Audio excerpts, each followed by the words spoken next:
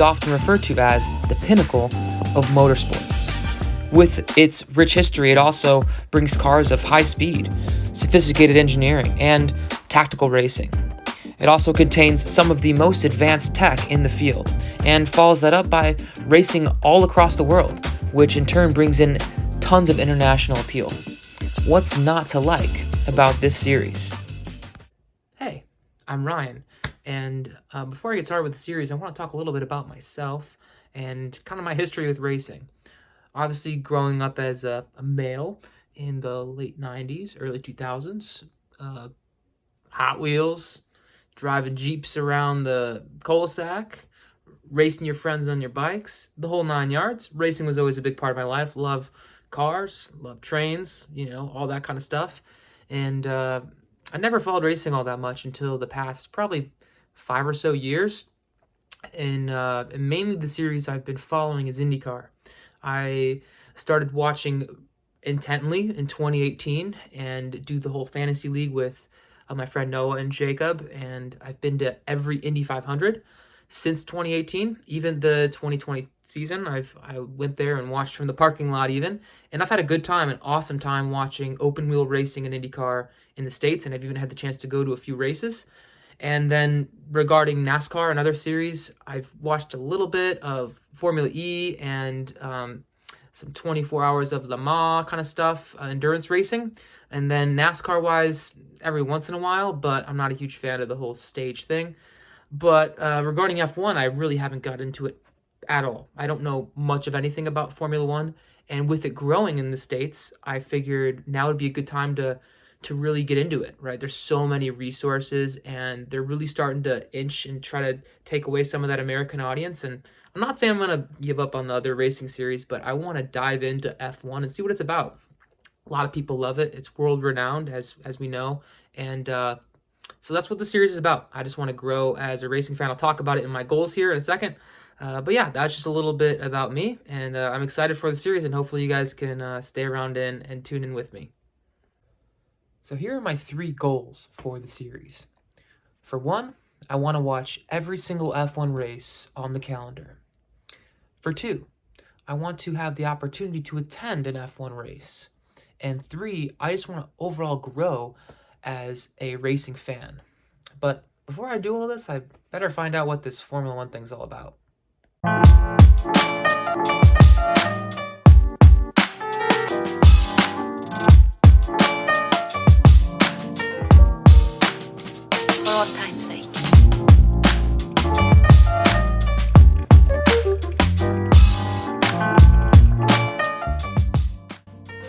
Alright, and now that I have my coffee, I think I'm ready to do some research. And so what I really started off doing is just going to YouTube and typing in, what are some of the rules of Formula One? What are some things I need to know about the 2023 season? And I was actually pleasantly surprised with how many resources were on YouTube. I found, though, a lot of the resources were from the F1 YouTube channel itself, which I'm not necessarily used to, as the IndyCar YouTube channel doesn't really upload much of anything, which is something they can definitely work on. But it was nice to see some of the YouTubers and some familiar faces with Romain Grosjean, and just a lot of bigger names too, just posting some F1 content. But really, I'm really just trying to see, okay, what are some things I can take away, and some things to be on the lookout for the 2023 season. And a lot of the things I'm seeing regarding F1 are, hey, technology, funding. It's got the international attention, and it's got a ton of history as well, which is super cool.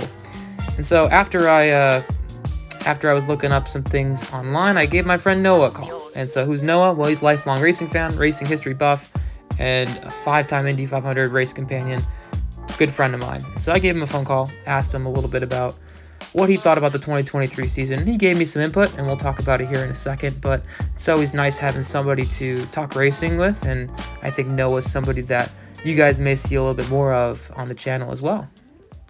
So after talking to Noah and watching some videos on YouTube, reading a couple articles, I got some good notes. Let's go ahead and break it down. Before I film the next part, I have to do some dishes, actually.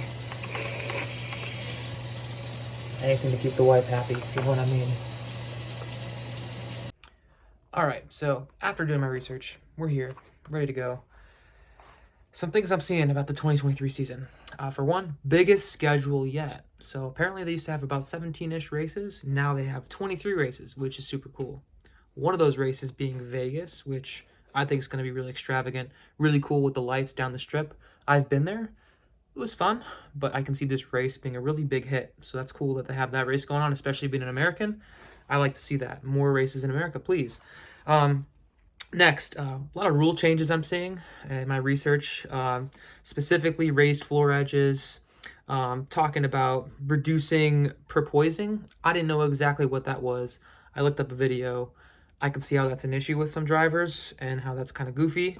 Raising the height, changing the height rather, changing the stiffness. Hopefully that helps with the drivers for sure.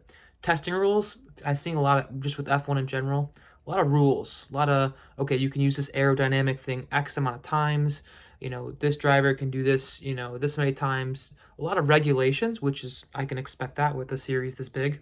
A lot of information about Max Verstappen, of course, former champ, so that's something to look out for. Noah told me, look for the big three, per se, and so he's talking about Red Bull, Ferrari, and Mercedes. I've heard of these brands before. Really nice cars for people to drive around town, but also very good racing teams as well. Next, regulations changed a lot. Noah was telling me from 2021 to 2022. Not sure I know a lot about that. Didn't see that in my research because I was looking more so for 2023. However, looks like they're trying to make changes to make things better, which is always awesome, especially with a series that's so tech savvy and there's super fast cars, right? So much money put into it, a lot of technology. And so I can see why they're making changes and why they're continuously growing in that. Changes in the qualifying formatting, more sprint events. I'm not sure what that really means, so I'll have to look more into that. But yeah, more sprint events, which is cool. Diversity in events, revisions in mirrors, reduction in car weight. Just overall trying to make the series better, which is cool. And so for me, being new to the series, I just kind of wanted to see what was going on 2023 season. If I missed anything, leave it down in the comments below and let me know what I missed. All right, now let's continue and learn more about some of these F1 drivers and teams. So after a quick Google search, I saw that there were 10 total teams, 2 drivers per team, for a total of 20 drivers. And I have heard a few of these names before: Fernando Alonso, Lando Norris, Max Verstappen. However, I'm not very familiar with who goes to what team and whatnot. And so naturally, I think I'm going to quiz myself, try to get a baseline, see where I'm at. All right. I think I'm not going to be where I need to be. And hopefully to end this video, I can grow. And so I'm going to use Quizlet. And so I got a Quizlet here and I'm going to quiz myself and see how I do. And let's hope I can get my things together here. Is going on in here? Babe, what's going on? I'm literally hearing you from the other room. Is this really what you're crying over? 8 out of 20. That was terrible. I mean, it's your first time. It's really not that bad. Oh, it's bad. It's bad. Okay, it's an F1 Quizlet? Yeah. I can't do it. I don't know. But babe, you're just now getting in the series. Hence why it's called getting into F1. I know. I guess it's terrible. You'll get them next time. It's okay. I know. Ryan, what are you doing? Aren't you supposed to be training for your F1 race on Sunday? Well, I'm just watching. No, it's Thursday night. You can't be sitting here chugging chocolate milk and watching Blue's Clues of all things. We gotta go. Chop, chop. We gotta train. We gotta train for Sunday. You're right.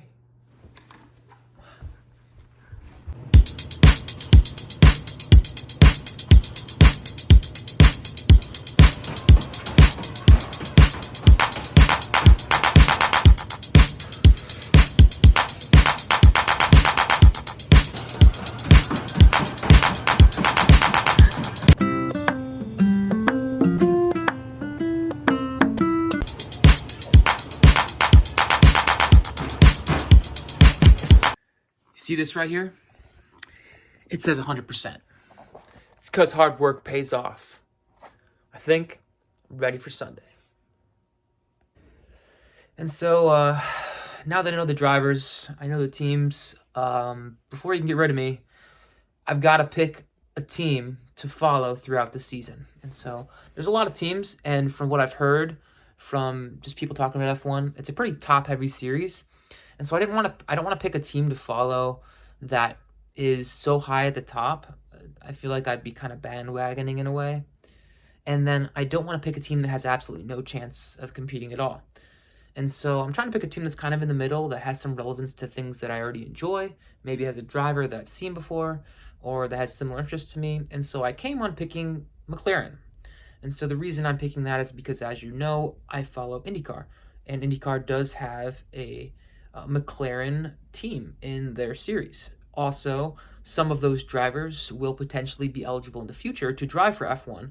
And so I figured if I'm going to pick a team to follow, I might as well pick a team that has the potential to have a driver that I know from a prior series on their team.